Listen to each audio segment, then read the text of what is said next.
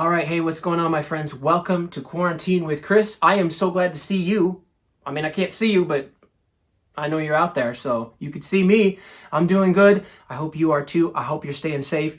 This is Quarantine with Chris. Welcome to my room. We're hanging out tonight. As I told you in last week's video, I do pick up 80s items here and there. I collect retro-y stuff. I'm not a collector, like an actual collector. I just pick up stuff at yard sales, or some stuff has been given to me as gifts.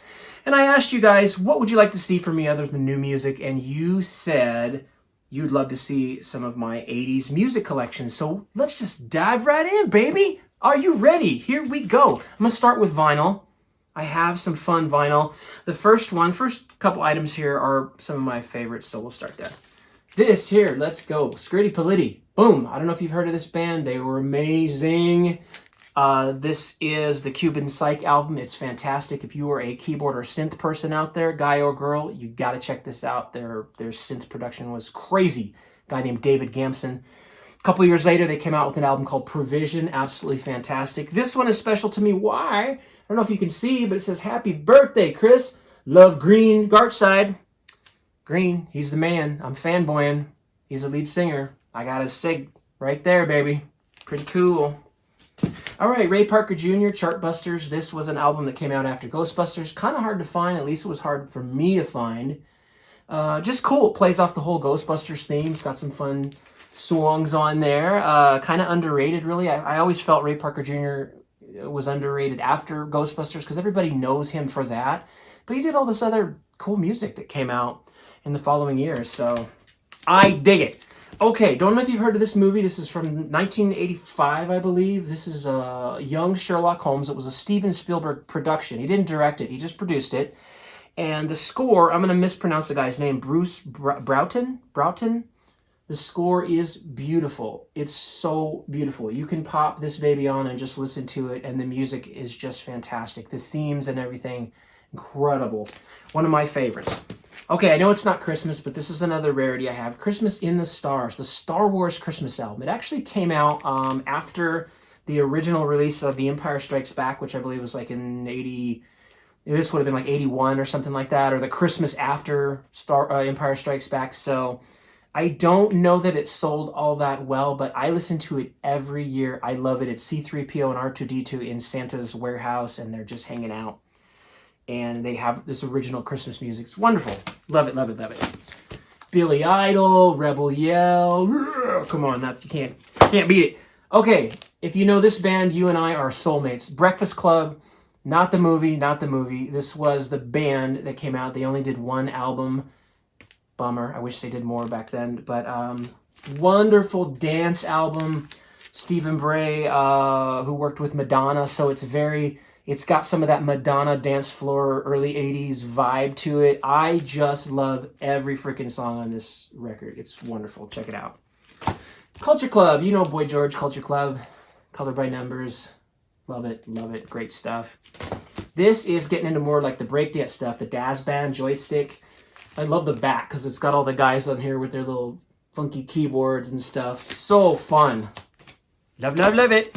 Edie Brickell and New Bohemians. What a fun album, especially since this was sort of out of place for the 80s. I mean, you listen to it now and you're like, really? This sounds like it came out like in maybe the 90s.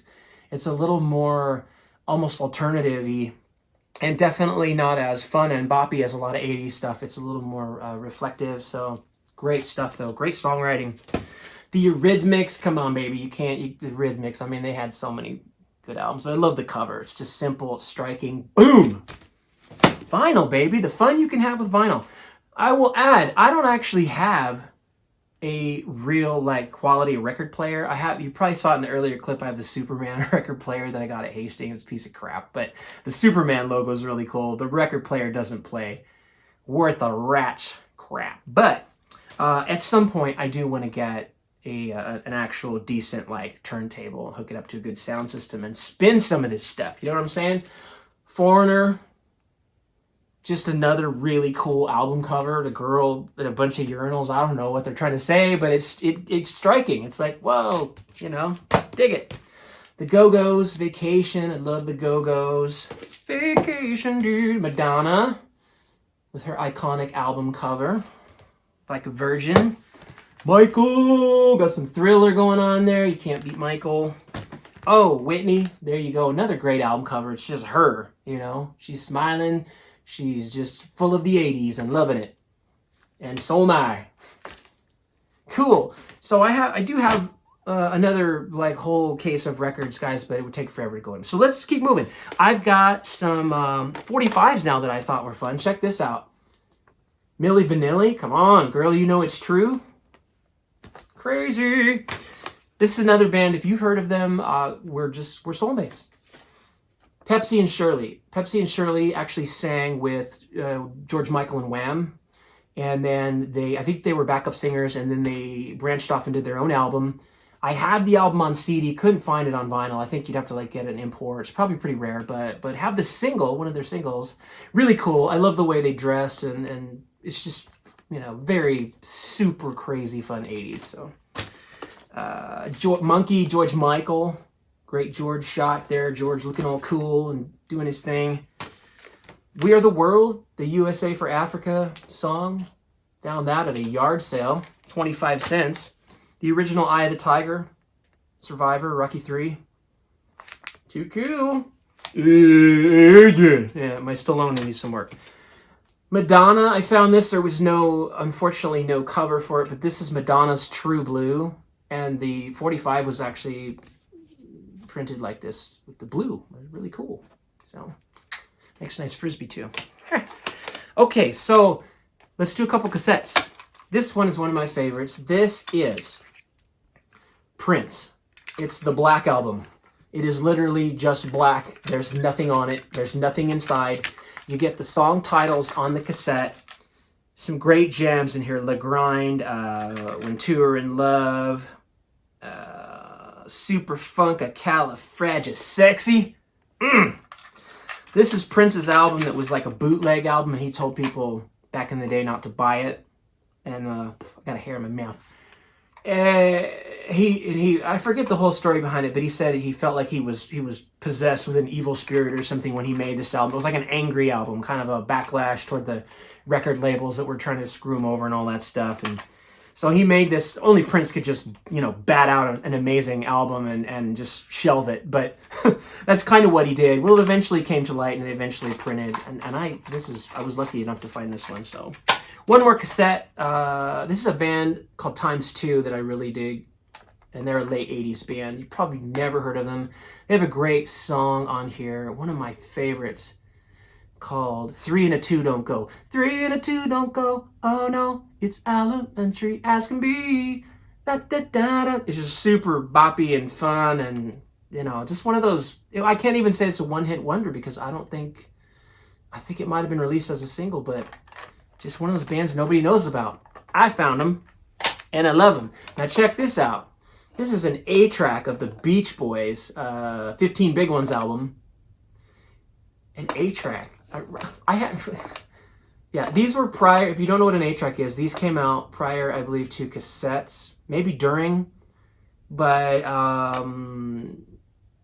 they're terrible. If you've ever stuck one in an 8-track player, they break up the album into 4 separate parts, and so you'll be listening to your favorite song, and all of a sudden it'll be like, and it'll switch to another. Yeah, I don't know how people dealt with these, but I thought this was really cool.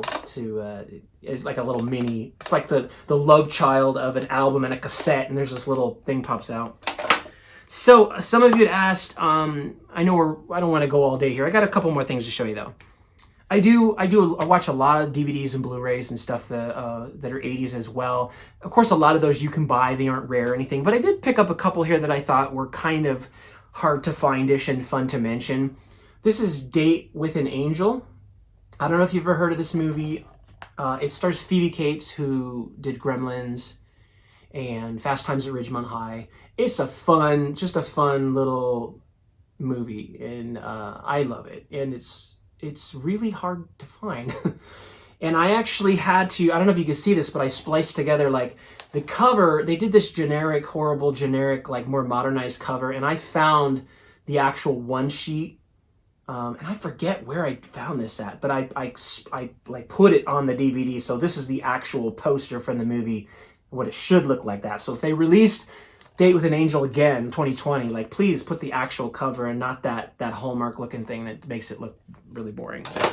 And then, I don't know if you've heard of this. This is Amazing Stories, Steven Spielberg series. He directed a few episodes, but he mostly produced. And it's just a great, there's 2 seasons, that's all they went. And I have season 1 has some of my favorite episodes on here. And they're all just like fantasy, Spielberg-esque little adventures and stories and so much fun. And finally, Munker had written me, hey Munker, and said, what are you reading right now? Now this really necessarily isn't 80s, maybe a little bit, but not quite. And I'll leave you with what I'm reading right now, since we're just quarantining and hanging out. I'm in the middle of the 4-hour work week. The 4-hour work week. I'm doing some work weed, people. The 4-hour work week. I'm reading this right now. I'm always looking for ways to manage time. And I've read this before. I'm just going back through it. I do that a lot. I will read books 9 or 10 times so I can really absorb them. This is one of those books. I've read it before, but I'm just going back through it. Crushing It, Gary Vee. I've already read this like 5 times. This is a great book if you're doing what I'm doing, trying to share your music or whatever it is you do online. Gary's a man. Great book. Primal Branding I'm reading right now. This is about how to brand your, whatever your product is, yourself, your whatever. It's a little, not the best, it actually is a great book on branding, but not my favorite book to read on branding. It's very deep divey and there's a lot of things where you're just like, wow, too much. But if you can get through it, by the time you go through it like 2nd or 3rd time, you'll really start to like absorb some of what's in here. Good stuff. And finally, yes, believe it or not, I'm reading an 80s related book. It's Lyrics by Sting. Sting is one of my favorite lyricists, and I like to read lyrics of artists from any era, and it just helps me learn to try to be a better songwriter. And so I found this book with all of Sting's lyrics, because I just love his lyrics. I think they're very poetic, and there's just lots to learn from reading other people's work. So that's what I'm into. Boom, there you go. I hope if you sat through this whole video, man, I'm gonna fist bump you, because that's cool. We hung out. And now I'm all chapped. So guys, I'm gonna be sharing some new music with you soon. If you want to do another Quarantine with Chris, leave me some comments what kind of stuff you want to see. I'm just hanging out here at my casa, and there's lots of things we can do.